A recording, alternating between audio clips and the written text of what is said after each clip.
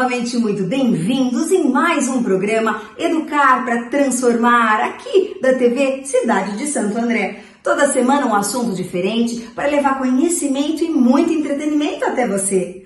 Fique agora com a segunda parte do programa Os Caminhos para onde a Educação pode te levar, com o professor Egídio Trambaioli, autor de mais de 700 obras. Pois é, ficou curioso? Pois venha com a gente e bom programa! Aí eu falei, não, vamos criar algo contextualizado com a realidade brasileira, né? Então vamos botar aí jangada, vamos colocar o robô que coleta cacau, trio elétrico, tudo. E foi onde começou, a gente começou a fazer o trabalho, e aí eu fui apresentar para o secretário da Educação lá, e era um projeto que era piloto e virou um projeto de escala. Saiu até a reportagem no Lego Mundial, de índios brasileiros montando Lego. Ah, que coisa super bacana. Egídio, e foi sob sua condução. Que ano que foi? Saiu no Jornal Mundial da Lego, muito bacana. Meu Deus, gente, que espetáculo isso! Meu Deus, que ano que foi, Egídio? A apresentação aconteceu em 99 e depois ele foi sendo implantado na Bahia em 3 anos para poder dar conta de implantar tudo na Bahia, né? Os anos seguintes, 2000, 2001 e 2002. Aí 2003 foi quando decidiram fazer o projeto em escala nacional, que foi a criação da Lego Zoom, né, que é esse projeto. Aí me chamaram para criar, eu e a Leni, nós desenvolvemos o projeto todo, né? E durante, acho que uns 11, 12 anos eu fiquei criando fascículos, tanto que eu falei que é uma das obras. Eu e a Leni, a gente criava fascículos para todo mês, para cada série, então era um volume grande de produção anual, né? E aí começou a ganhar uma dimensão que em 2007 vieram os dinamarqueses para cá e formaram a joint venture com a Lego brasileira para a internacionalização desse projeto. E aí eu fui trabalhar na Lego durante os anos de 2007 e 2008 para tradução para o espanhol, que o primeiro lugar de implantação era na Argentina. Mas aí foi Argentina, foi Chile, foi China, foi México e começou. E depois eu saí em virtude de problemas, meu pai estava muito doente, aquela coisa, eu acabei me afastando de lá. Mas foi uma coisa assim que ganhou escalabilidade assim, fantástica. E o fato da criação da Lego, né, que eu precisei sair da FTD, sair daquele trabalho editorial, né? E eu criei a minha empresa para poder atender esse público e para poder ter liberdade também, que às vezes outras editoras me procuravam para desenvolver produtos ou escrever algum livro em especial, e eu não podia, porque eu era funcionário de uma editora e ia escrever para outra, não dava, né? E aí eu me desliguei. E hoje eu tenho 16 editoras pelas quais eu escrevo. 16? Sim. Quais são elas? Você vai fazer isso comigo? Não. Brincadeira, quais são elas não. Mas são muitas. São. Você falou da Uirapuru. O Irapuru. É uma delas. A Uirapuru é a minha. É a sua. Isso. Mas assim, eu falei, você não vai fazer isso comigo porque eu não vou lembrar tudo de cabeça. Entendeu? Mas assim, eu posso falar, nós somos a SM, que é uma editora espanhola, a FTD, tinha a Scala, que eu escrevi para a Scala fechou agora não, já tem um tempinho, né? Tinha a Atual, que foi absorvida, tinha uma editora que fazia um trabalho para a Corningsen da Alemanha, que eram kits de ciência desenvolvidos todo o projeto. Tem uma chamada Compilab, que é o material de Israel, que são laboratórios portáteis, que eu desenvolvi também o projeto. Engraçado que já saiu na República Dominicana, que ainda não saiu. Puxa vida. Já saiu a versão em espanhol, aqui por causa de questões políticas, ainda não falta de recursos. As coisas vão melhorar, se Deus quiser. Tem uma chamada Tecnex, que eu desenvolvi material de meio ambiente. Nossa. Para uma máquina de reciclagem que ia para a escola, né? Super legal. Como as que tem Dinamarca, Suécia, aquelas máquinas que você coloca a garrafa. Isso. E era um projeto educacional que ia desde a educação infantil, onde a criança aprendia por que não deve arrancar uma folhinha, uma florzinha, que aquilo impacta na abelha, no meio ambiente, né? até chegar no terceiro ano do ensino médio, quando eles aprendiam a montar uma ONG ligada ao meio ambiente. Nossa. Aí tem uma outra empresa, Looping, que eu criei junto com a minha filha, um projeto de bullying, que também, engraçadamente, vou usar essa palavra, né? Saiu primeiro no Chile do que aqui, né? Teve a avaliação do Ministério da Educação lá, gostaram do material e tal, foi. Aí fui para lá, dar 19 entrevistas em emissoras com um espanhol muito precário, mas deu para se virar, né? E eu não lembro agora, talvez editora. Tem uma editora de Portugal, enfim. Você acaba se relacionando com os editoriais de todo mundo, basicamente. E você fala todas as linguagens, né? Porque você fala da matemática, você fala de história, ciência, quer dizer... E assim, para estar desta forma, você tem que estar o tempo inteiro lendo, estudando, você não para. Sim. Você, inclusive, alguns, muito poucos, o Egídio trouxe aqui, porque também não tinha como. Egídio, conta um pouco desse material que você trouxe aqui pra gente. Tá bom. Como é o mês do Halloween, eu fiz questão de trazer esse aqui, ó, o Manual do Caça-Fantasmas. Que máximo! Gente, todos esses livros, depois eu vou passar para vocês, porque muitos me pedem, Ju, quais são esses livros? Porque muitos querem comprar para os filhos, eu acho máximo isso. Então, ó, Manual do Caça-Fantasmas. Esse livro ele tem um objetivo, assim, bem interessante, porque todo mundo conhece a história, por exemplo, do Frankenstein. É do livro da Mary Shelley. Né? Qual que é o contexto? É uma criatura que foi feita a partir dos restos, né, partes dos corpos de pessoas mortas. Aí dá uma descarga elétrica nela e ela... Né? Agora, de onde veio essa história? Qual é o berço, a origem dessa história? Na época que Mary Shelley escreveu, Galvani estava fazendo um experimento científico em que ele descobriu que era possível você eletrocutar a perna de uma rã e ela ter espasmos. Então, foi um mote onde ela encontrou o link para criar a história. Então, é a leitura, esse livro ele todo traz leituras da ciência a partir dos fenômenos, que é interpretado. Nossa, mas que demais! O Vlad Tepes, por exemplo, que é parente do rei Charles agora, né? Que não é o rei Charles, né? O filho da rainha que morreu aí, né? O Vlad Tepes, ele tinha o hábito de na época das cruzadas, que ele vivia na época das cruzadas, quando derrotava os que não eram cristãos, ele comia o cérebro das pessoas, molhava pão no cérebro das pessoas, no sangue, e comia na frente dos soldados para intimar, para mostrar que ele era poderoso, que ele estava a serviço dos cristãos, né? Então isso deu a ideia do comer sangue, não sei o quê, e onde vem aquela história de pessoas com porfiria, que é uma doença que a pessoa não consegue ficar no sol, né? Tem a pele com problemas sérios e tem que comer muito alimento com sangue, né? Tipo chouriço, morcela, essas coisas. Então, onde a imaginação das pessoas leva, né? Isso tem do lobisomem, a pessoa que tem aquela tricodermia, né? Tricodermia, que é aquela que cresce pelos, tem uma família mexicana, né? Tem todo mundo peludo, que eles falam que os meninos lobos. E aí criam-se aquelas... Cria-se a fantasia do lobisomem, enfim. Nossa, mas que interessante. Então, você com toda essa base histórica, trouxe aqui pra gente esse livro, e as escolas aí que quiserem também podem entrar na editora Irapuru. Eu vou estudar o Irapuru. Tudo da Irapuru. Eu vou segurando se você quiser ir mostrando, que assim fica pro público ver. Esse livro, Pinóquio do Asfalto, entenda o contexto. Ele é uma releitura da história do Pinóquio, mas é a história do menino de rua que quer ser um menino de verdade. Nossa. Porque na rua, o que ele é? Nossa. Ele não é nada, é uma paisagem, como se fosse uma pedra ou um estorvo. Nossa. Né? Que as pessoas fecham os vidros, ignoram e acham que assim é pai vagabundo que está mandando a criança para rua.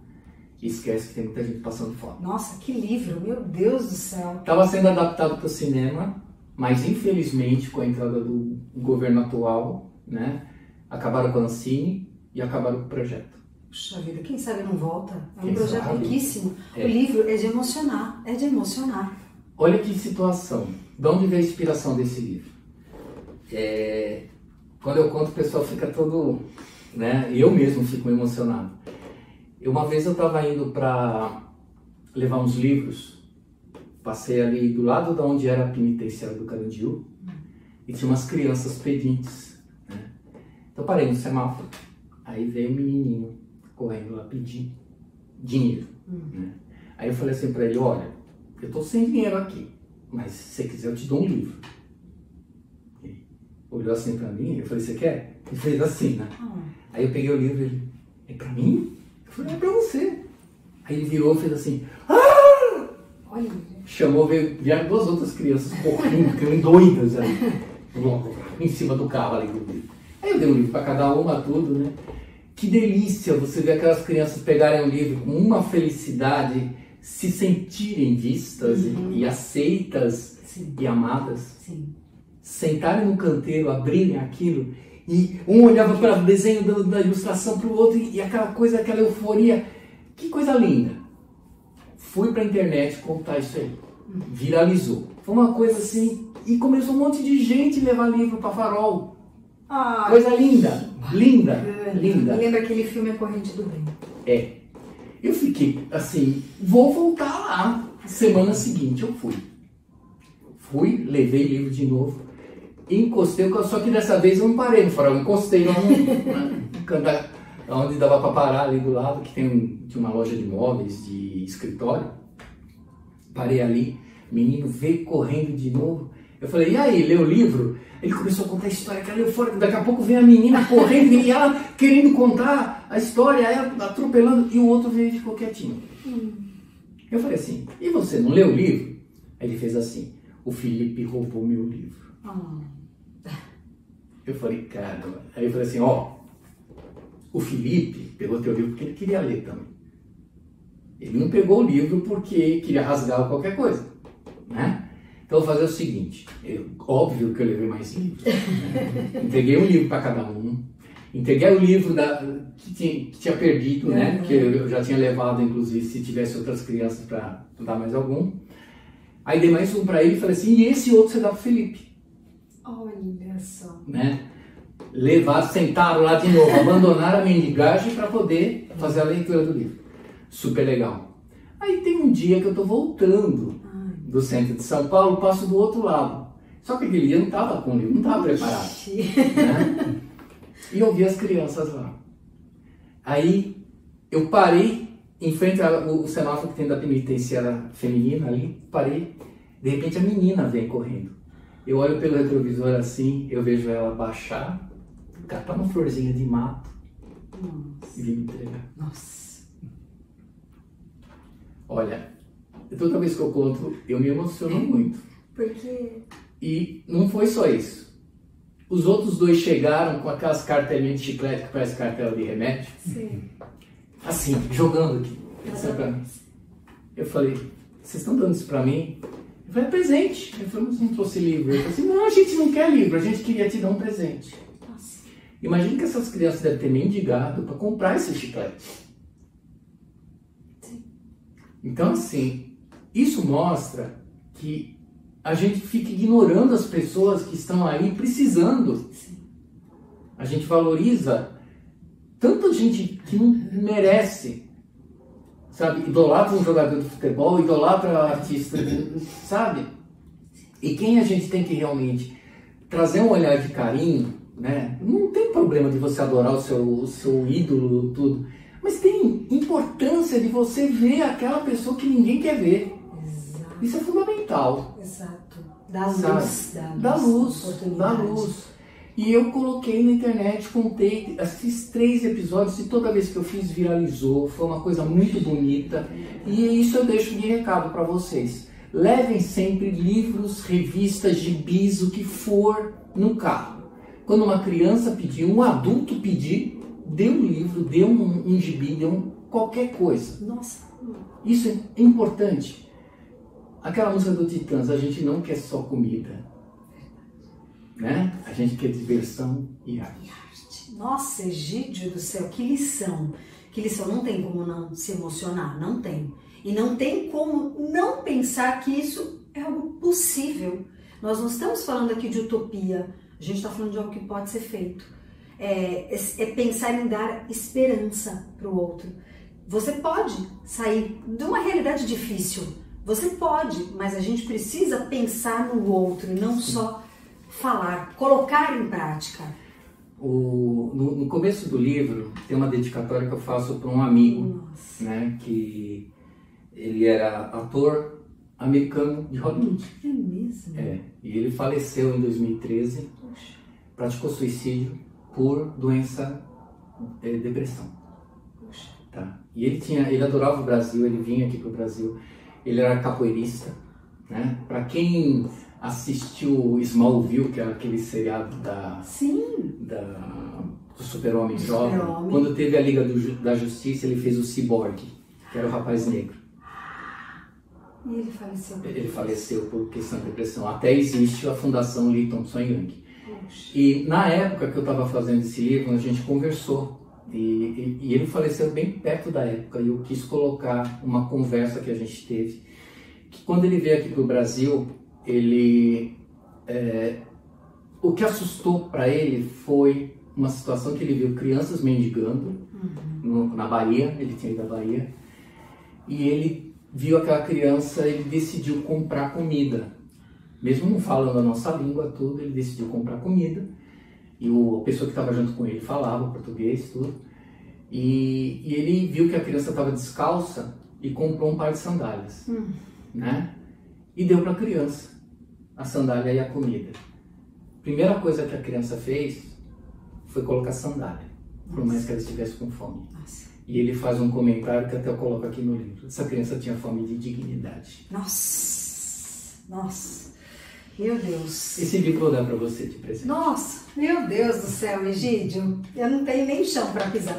De tanto que eu já me emocionei aqui. Porque eu tenho certeza que toca todo mundo. Toca. É um livro que ele tem que ser lido com a alma.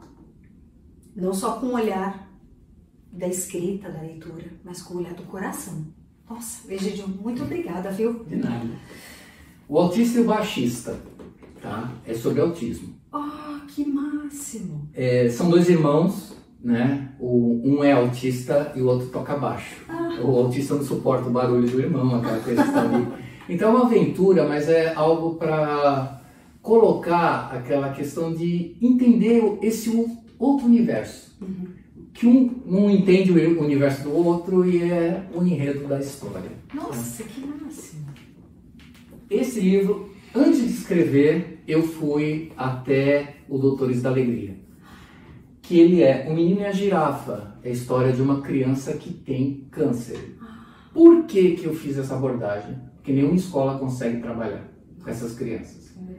É difícil, gera preconceito entre os alunos. Porque, infelizmente, tem gente que acha que até câncer pega. Né? Tem professor que não tem estrutura emocional para lidar. E a história é uma história otimista. A criança sara. Mas quem é a girafa na história? O livro inteiro ele passa com cores fortes, né, no começo, como se a criança estivesse num safari. Né? A ideia justamente é que ele vai investigar. Então ele passa por túneis, passa por rios caudalosos, tem ataque de morcegos, ataque de mosquitos, tribos, né? O pessoal da tribo, deixa eu ver se eu acho aqui, dos mascarados que tentam fazer rituais com ele. Só que essa é a leitura dessa criança, do tratamento dela. Nossa! Os mascarados são os médicos. São os médicos. Né? A cobra que ele vê, as mangueirinhas do soro, as agulhas são os mosquitos. Então ele faz uma leitura de coragem da luta dele. E a girafa nada mais é que o suporte de soro, que está sempre do lado dele. Nossa, que lindeza. Né? Então é uma história de superação, né? Mas é uma história bacana porque no final, claro, ele já está com cabelo aqui, né? Ele vence essa batalha porque essas crianças precisam de apoio. De apoio, porque é assustador para um adulto, imagine para uma criança. Nossa. Né? Então ele tem essa pegada bacana. Agora eu vou falar de uma outra paixão que eu tenho, né? Que é o folclore. Nossa, é legal porque você está trazendo uma linguagem super atual. Outubro, não só o Halloween, mas nós temos aqui no Brasil o Dia Nacional do Folclore, não é verdade? Dia do Saci, que é pra gente rememorar o folclore brasileiro. É sua paixão, então? Eu tenho uma paixão muito grande. Eu digo assim, lá eles têm o Halloween, a gente tem o Hello Out. Essa aqui é uma coletânea, né? Eu já estou lançando o 3º volume. São as histórias de Ulisses. Ulisses? Por quê? Esse menininho negro aqui é Ulisses. A ideia foi pegar a história da Alice, o nome Ulisses. Alice no País das Maravilhas, Ulisses no País das Maravilhas. Olha, nossa, que leitura que você fez! A ideia foi justamente substituir aquele conceito da cultura, do folclore inglês pelo folclore nacional. Nossa senhora, mas que link e que criatividade que você teve! Gente, Ulisses no País das Maravilhas, que máximo! É lançamento? Na verdade esse último aqui, eu vou falar dele. Esse aqui, no primeiro, Maravilhas, quem são? Quem são? As irmãs, 4 irmãs, filhas da Rainha de Copas, chamadas Mara, que são velhas. Brincar com o nome Maravilhas. E elas dividiram o reino. O reino, na verdade, é um Brasil. Então tem o reino do norte e do sul, para contemplar os folclores das regiões. Meu Deus. Então tem um grupo de 7 sacis. Por exemplo, a rainha lá do norte e nordeste, ela tem um castelo no sertão, né? A Mara Bonita, ela tem um cachorro chamado Lampião. Os serviçais do castelo dela são bonecos de Olinda. Meu Deus! Né? E a história ela vai brincando com esses personagens, né? Tem uma hora que os sacis vão enfrentar as mulas sem cabeça e eles têm uma cavalaria. Cavalaria de saci. Como é que saci monta cavalo? É verdade! Vou dar um spoiler. Os cavalos deles são boias de piscina de cavalinho. Que criativo! É super divertido. Muito, pra rir, né? O volume 2 é o Ulisses através do espelho. Quando esses 7 sacis se apaixonam pelas princesas dos contos de fadas. Que bonitinho! Para falar sobre a invasão cultural que a gente recebe. Sim. Né? Que é isso que acontece. O tempo todo a gente está engolindo super-heróis, animes, princesas, o tempo todo. E o nosso folclore... exatamente, ficando perdido e esquecido. Então aqui, eles se apaixonam por 7 princesas. Pela Branca de Neve, pela Cinderela, pela Rapunzel. A Rapunzel, por exemplo, ela não tá lá num castelo, né? Aliás, numa torre no meio da floresta, lá com as tranças do cabelão gigante, né? Ela tá numa festa junina, em cima de um pau de sebo, tem charda no rosto, chapéu de palha e 2 trancinhas. Que maravilha! E o saci apaixonado, coitadinho, como é que ele vai subir no pau de sebo? Só situação difícil pra ele. E aí vai, aqui mistura um monte de... No baile da Cinderela, por exemplo, quem é o show é o Curupira. Que ele consegue dançar um walker. É verdade, com os pezinhos virados pra trás. Então, a brincadeira inteira. A garotada ama. Eu falo garotada porque é um público mais juvenil, né? É o ensino fundamental. Eles adoram esses livros. Meu Deus! E agora eu estou lançando esse 3º. Esse aqui é o lançamento que eu estou trazendo para vocês. É o seu caçula. É o caçula. Ulisses no sítio do Pica-Chuchu Amarelo. Eu estou falando da invasão dos animes. É verdade. Só que o Pedrinho e a Narizinho, eles estão dominados pela cultura anime. E esquecem do nosso folclore. Puxa, e a história, ela vai acontecer em cima disso. Mas é uma doideira. É uma doideira. E é uma diversão atrás da outra. Nossa, eu imagino. É super divertido. A Emília vira do avesso. Você resgata também os personagens do sítio. Sim. Totalmente brasileiros. Sim. Que máximo. Gente, olha aqui. Então é a coleção, né? Os 3. E as escolas podem adotar, inclusive, a coleção. Podem. Eu vou dar até uma coisinha aqui. Você já imaginou a tia Anastácia tendo que fazer sushi? Sushi? Vestida de samurai, usando aquelas espadas. A tia Anastácia. Tia Anastácia. Então, você imagina. Eu tô curiosa, hein? Você tem certeza que é pra quem é juvenil? Imagina. Pode ser adulta. Pra todos. Esse aqui, eu gosto muito de fazer releituras, tá? Bem-vindo à Terra do Nunca. Esse já é um tema sério, tá? Esse livro, ele tem uma pegada que fala sobre os refugiados. A Terra do Nunca é aqui. Só que é o nunca do sentido nunca mesmo. Jamais. Sim. É onde eles pensam que vão ter uma visibilidade, uma oportunidade e deparam com preconceitos, Sim. com gente gravando vídeo falando que deve voltar para casa, né? Sim. Que tá roubando o emprego de brasileiro, essas coisas. Esquece o dramalhão que esse pessoal... Nossa, e esse é um tema extremamente atualíssimo. E ele é um livro pesado porque, inclusive, aborda a questão de pedofilia, prostituição infantil, Puxa. que essas crianças são submetidas por gentes exploradoras. Tá? Puxa. Então, é para debater, não é uma leitura por leitura, né? Porque, embora ele traga um contexto da realidade, ele tem que trazer o contexto da brutalidade mesmo, e a gente abrir os olhos para o que está acontecendo. Tem que conversar, e para mudar tem que sair daquela situação polêmica e só ver e não falar nada. Não, tem que conversar, tem que incomodar para que a gente possa começar a agir e mudar um pouco. Exatamente. Hoje, o meu motorista, o Keké, né? Ele me contou que o irmão dele, o Wilson, lecionando numa escola, deparou com uma situação que a mãe prostituía a própria filha. Puxa vida, nossa. Então, se a gente não abre para debater esse tipo de coisa, exato. Isso continua frequente. E muitas pessoas falam que o problema está distante, o problema nunca está ao lado. Isso em São Paulo. Isso em São Paulo. Isso tem que mudar, tem que mudar, tem que incomodar para mudar. Somos agentes de mudança. Sim.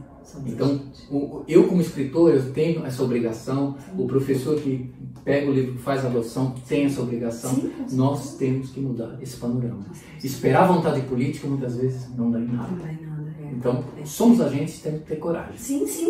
Ok? Mas eu também faço fantasia. Ai, fantasia. Né?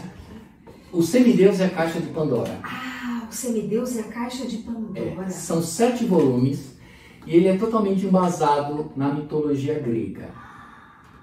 Qual que é a minha proposta nessa coletânea? Por que 7 volumes? Porque o semideus é um garoto que ele tem uma série de defeitos, é machista, né? É aquela coisa de que se acha o bonitão, o gostosão, enfim, né?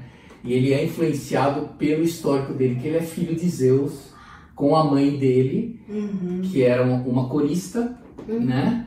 E canta na noite, e ele é negro, né? Pegar essa questão, e ele depara com essa situação de que ele se acha bom, se acha bacanão, tudo, influenciado por apadrinhamento, tudo que ele desconhece que ele é um semideus, né? Isso ele vai descobrir quando desperta que ele tem uma habilidade incrível de decifrar enigmas históricos, e ele começa a estudar a parte de arqueologia e ele encontra uma pedra do enigma, e essa pedra do enigma tem os 7 pecados capitais. Então o primeiro, que é esse primeiro volume aqui, a soberba, né? Ele vai se envolver num grande enredo que culmina no enfrentamento do Minotauro. Mas o Minotauro, ele é o menor dos personagens.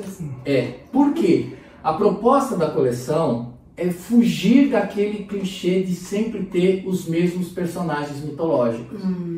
Eu coloquei o Minotauro, obviamente, porque o pessoal gosta, né? Mas ele vai aparecer lá no final da história, mas aparece uma série de outros elementos, de outros personagens que estão ligados à mitologia grega que a gente desconhece. E tem por trás deles tanto conhecimento, tanta questão, tanto elemento que a gente vê dentro da nossa cultura, que assim, por que não falam disso? É tão encantador. É tão encantador. E agora o segundo volume está para sair ainda esse ano, que vai fazer abordagem com a Gula. Isso que eu ia perguntar, com a Gula? A Gula. Olha, muito e aqui tem um personagem chamado Erisicton. Erisicton? Que ele é o o final da história. Quem foi Erisicton? Foi um personagem da mitologia que ele ofendeu Deméter, a deusa da agricultura, a deusa da natureza ali, né? E ele derruba o carvalho consagrado a ela, a machadada. Ele debocha e ele é tomado por uma daimon. Daimon são personificações, é a personificação da fome, entra no corpo dele e ele se transforma num devorador de tudo. E ele come tudo que ele tem em casa, come o que está na cidade e nunca sacia a fome. E ele chega a vender a filha como escrava. Puxa. Faz parte do contexto da história da mitologia. Vende a filha como escrava, a filha fica com dó, volta, tenta ajudar o pai. E ele vai devorando animais, vai devorando a agricultura, vai devorando tudo. Chega um momento que ele está com tanta fome que ele começa a devorar a si próprio. Nossa! E ele morre devorando a si próprio. Devorando a si... Nossa, né? Que história! E é super legal porque nessa história, a hora que o personagem chama Daniel, né? A hora que ele encontra a pedra que ele decifra, ela é parte do enigma. E a outra parte, que é o bem e o mal, né? Que são os 7 pecados, estão distribuídos com entidades, vamos dizer assim, mitológicas. Uma é o Minotauro, que está protegendo um fragmento da soberba. O da gula, o próprio Erisicton que está cuidando. Enfim, e ele vai... E aí assim, só que a história não fica limitada a esses personagens. Ele passa por N personagens, tanto que os livros, esse aqui, na primeira edição, eu não coloquei glossário no final. Mas eu tive que colocar, nem é glossário, é um dicionário de personagens da mitologia grega. É verdade. Uma lista com personagens para que a pessoa tenha referências. Porque se você sai do básico, que as pessoas não exploram, né? E são nomes gregos, né? São nomes mais complicados. Sim. Mas é legal, porque leva conhecimento para as pessoas. Nossa, Egídio, a gente tem papo, eu não diria para mais 2 entrevistas, gente, eu diria para 1 ano. Porque assim, Egídio, dá para conversar sobre qualquer coisa. Porque você é encantador, nas suas ideias, você planta esperança. Você plantou em mim a semente de levar a leitura para os meus alunos, mas não só em mim, em quem está assistindo a gente. Porque você emociona com a sua ação. Você não veio nesse mundo a passagem, você veio aqui para marcar. Você marca a vida de muita gente. Parabéns. Obrigado. A tua história merece um filme. Muito obrigada. Se você tivesse que deixar uma mensagem final para o nosso telespectador, o que você diria para eles, depois de tanta coisa? Existem certas culturas que falam até de um terceiro olho, né? Que você tem um terceiro olho aqui na testa. Eu diria que a gente tem que adestrar a ter mais olhos do que um terceiro. Fazer leituras do mundo, ver pelo nosso entendimento e não aceitar verdades prontas. Não aceitar o que as pessoas tentam impor a você. Quando você ler um livro, isso é fundamental, a leitura é fundamental. Leia com crítica, seja crítico, seja analítico, pesquise, busque. Porque quando você é uma pessoa que simplesmente aceita o que os outros falam, você simplesmente serve a quem fala. Então, para você ter sua personalidade, para você ter sua opinião, para você ter sua verdade, o seu entendimento de mundo, e quando você adquire esse naipe, se torna muito mais humano, né? Você consegue agir, interagir e intervir. Tá? Importante demais é saber ler o mundo. Então não é só a visão do enxergar, porque o próprio cego, ele mesmo sem enxergar, ele consegue sentir tanta coisa que às vezes a gente não tem. Certeza, tem uma história, posso até contar? Sim, por favor. Um livrinho que eu escrevi, foi lançado pela editora Cortez, né? Histórias de Valor. Tem uma história que até eu coloco um personagem que o nome dele é Keké, né, que é um menininho negro. Esse Keké, ele é o coração da história. Mas começa com o menininho cego, que ele chega numa cidade nova. É bem breve a história. Ele chega numa cidade nova, ele está na praça, aí chega um outro menininho e se aproxima dele, né? E fala: oi, você é novo aqui e tal. E começa a conversar. Você vai estudar aqui? Vou Qual a escola? Ah, vou estudar na escola tal. Ah, eu estudo nessa escola, vou fazer o seguinte. Amanhã, quando for a aula, eu vou apresentar para você, eu vou levar você onde é o banheiro, onde é a cantina, onde é a sua sala de aula. Tudo bem? Tudo bem, né? Só que no dia esse menino se atrasa. Ele chega em cima do horário e ele vai atrás do menino certo e fala assim, desculpa, no intervalo eu vou levar você para todos os lugares. Fala, não se preocupe não, o que já me mostrou onde são todos os lugares. Aí esse menininho fala assim, o que é? Ele falou, mas o que é negro? Aí o menino cego fala assim, negro? O que é negro? É a cor dele. Cor? O que é cor? Ele é escuro. Escuro? O que é escuro? Ah, ele é diferente. Mas eu também sou diferente. Aí toca o sinal. Aí ele tem que ir para a sala de aula, né? Aí ele vai para a sala de aula e o menininho cego fica na classe do que ele quer. Sentam junto, ele ajuda, tudo. Na hora de ir embora, esse menininho que encontrou o outro na praça, ele tá lá esperando o menino cego, né? Ah, eu posso te levar para casa, né? Ele fala assim, não, o que vai com a gente? Você quer ir com a gente? Aí o que lembra que esqueceu o boné. Ele fala, pera um pouquinho, eu vou correndo lá na sala pegar meu boné, eu já venho. Aí o menininho chega pro garoto cego e fala assim, eu queria te agradecer. Ele falou, me agradecer por quê? Porque mesmo sendo cego, você me ensinou a enxergar. Nossa, meu Deus do céu. Então, essa história é assim, aprenda a enxergar além do que se está ali na tua frente. Essencial. Nossa, é enxergar com os olhos do coração, que são os olhos com a alma, os olhos da humanidade, né? Porque somos seres humanos e muitas vezes nos distanciamos disso. Sim. Eu não tenho palavras para agradecer. Eu que agradeço. O enriquecimento que se trouxe aqui. Com certeza, as sementes que o Egídio plantou nos seus corações, plantou também no meu. Obrigada, obrigada, obrigada. Eu que agradeço. O convite de hoje se estende a muitas outras vindas que a gente vai se organizar para você poder contar mais um pouco, porque eu sei que seus caminhos aí são inúmeros, né? Posso fazer uma coisa? Eu vou quebrar o protocolo. Ah, por favor. Vem cá. Ai, que legal. Gente, este é o que é. muito obrigada pela sua participação, viu? O que é seu filho do coração. É meu filho do coração. Ele e o irmão dele, o Wilson. Gente, eu falo que ele não é ser humano, é mais do que isso, porque você realmente ilumina todos os lugares pelos quais você passa. Muito obrigada mais uma vez.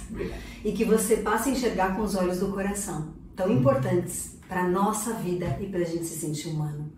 Mais uma vez você esteve aqui convidado a aprender a como educar para transformar e que você possa vir mais uma vez em nossos programas para sempre aprender com pessoas como Egídio, fazer desse mundo um lugar melhor para a gente viver. Um beijo enorme e até semana que vem. Tchau, tchau, pessoal!